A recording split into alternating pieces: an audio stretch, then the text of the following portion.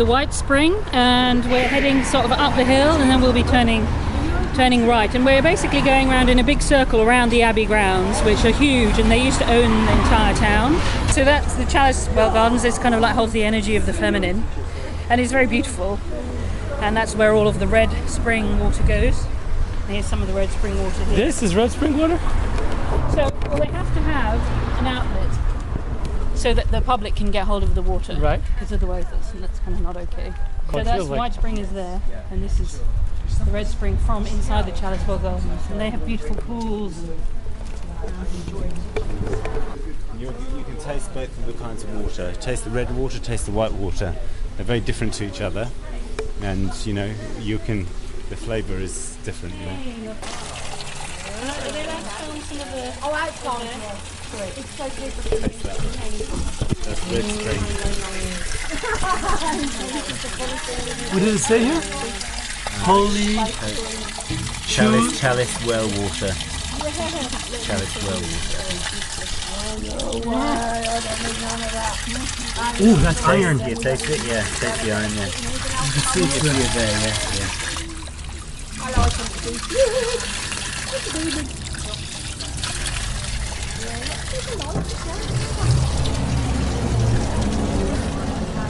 This is a kind of a sort of peace garden that has been made in order to help channel the waters from the White Spring, and it's been created with a lot of sacred ceremony and embedded different kind of sacred stones, and then created these little channels for the water to flow through. And then this will kind of grow, so that's new, and it'll grow and it'll be like a living sculpture.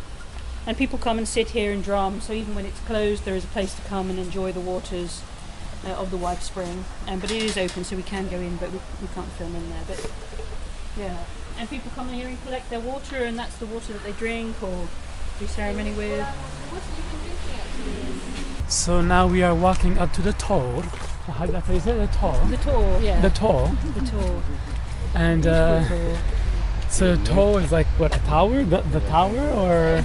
Well, it's a kind of a tower hill, maybe. Okay, Tower Hill. I mean, you'll see when we get to the top. It sticks up out of the ancient lake levels in a really beautiful way that you kind of can't see when you're climbing up. And when you get to the top, you're like, wow. That's it right there? Yeah. Right? Wow, this is a crazy shot. This makes no sense as a view.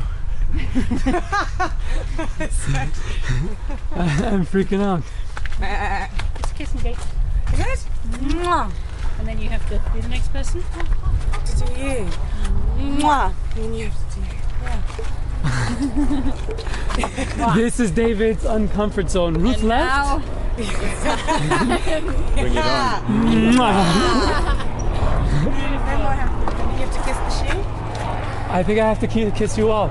Come here. Mwah. Mwah. Mwah.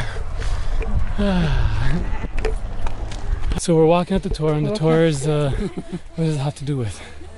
Well, everything. So this The is ley one lines. of the ley lines, but one of the original places for sacred worship of Mother Earth that exists on the planet, and certainly the oldest in the UK, older than Stonehenge. Really? Yeah. Yeah, because it's natural, and so there's always been schools and priests and priestesses here. Yeah, a long time before Christianity. But it's so steep, I'm going to start wheezing in a minute.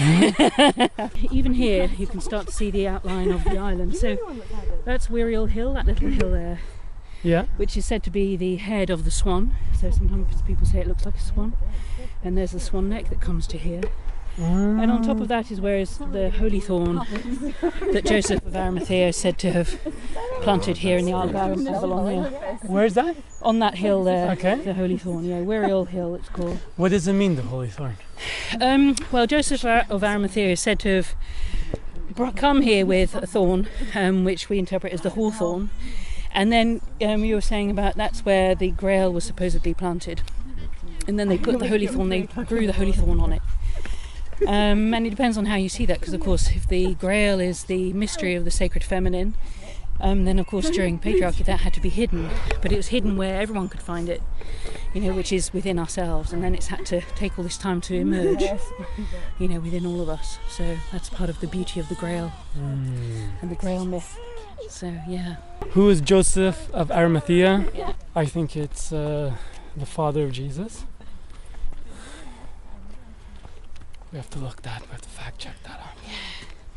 And he took the Holy Grail, which some people of course say was the child of Jesus and Mary Magdalene, that had to be protected.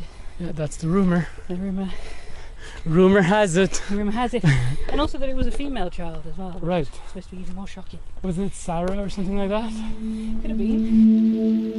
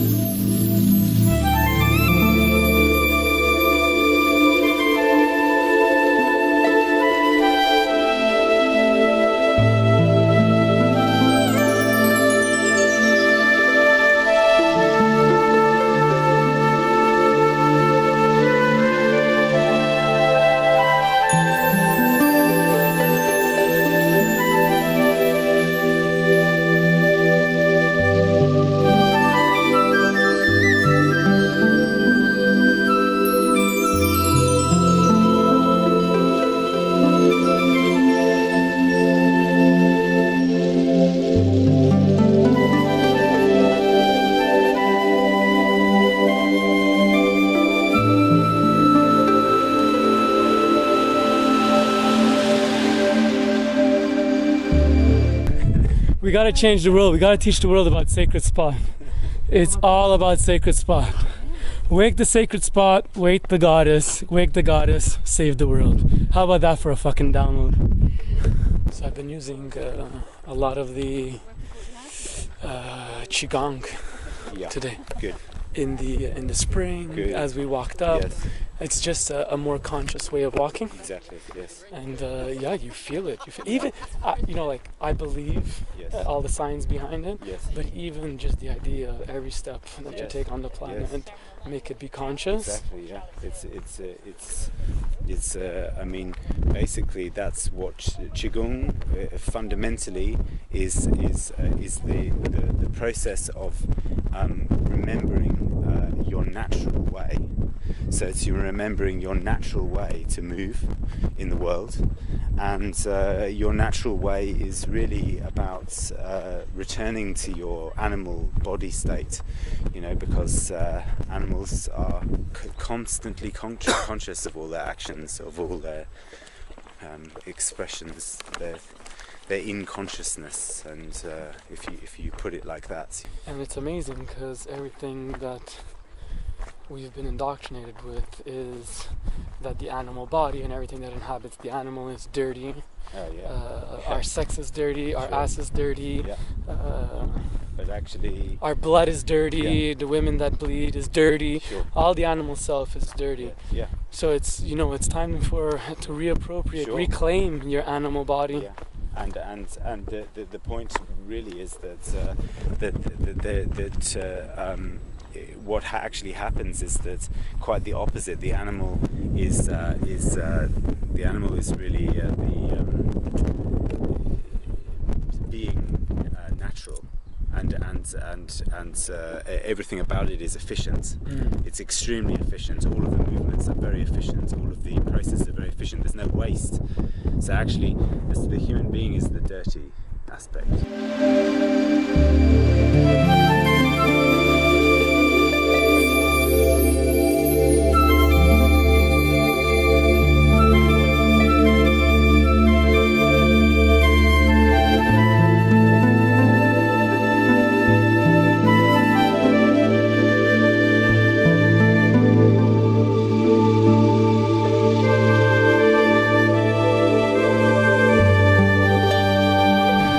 Shows That's not the centre. That's over there. Well, it's the centre of the labyrinth, not the centre of the tour. So not at the top of the tour, no. But yeah. Okay. Yeah.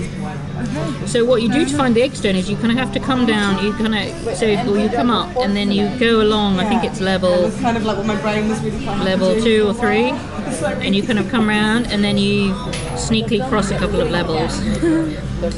So you're not really, but when you do enter the labyrinth, it can confuse your brain. And yeah, I love that one. This isn't a very good picture, but it shows how it works on there. Yeah. It looks like a yoni. Yeah. Just saying.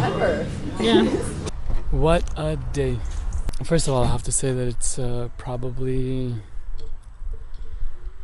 top 5 energetic downloads I've received in my life. The spring inside was absolutely phenomenal. Got message from a past teacher for Becky in the group, which was just something to feel that come through.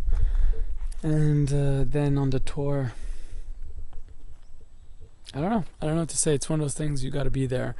On one way, I could imagine like standing on the top of that and looking out into the world and saying, yeah, I want to take over the world.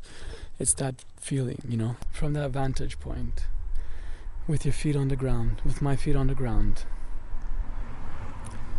The feeling was, I just want to be in the world and be there with the most aliveness and enthusiasm and awakeness and consciousness, to know that everything that we offer as our being has an impact in the world. It's funny, we went to Excalibur, a place to have a juice after we came down, and Ruth, David's beautiful beloved, was there. Was the woman driving the car on our way to Glastonbury Center, and we walked in and she says, wow, you guys look like you're buzzing, like you're in another world. She's like, you're all like, So yeah, that's how we were. We walked in, it was like so much energy flowing through us. The experience that we lived there as our little tribe, clearly speaking intentions for what we want to bring into the world, with conscious steps into the world. How do we become our most powerful self? How do we offer our most beautiful self to the world, to make the world better than how we found it when we leave it? So that's the intention, and that was a summary of the day. And yeah, I feel really lucky. So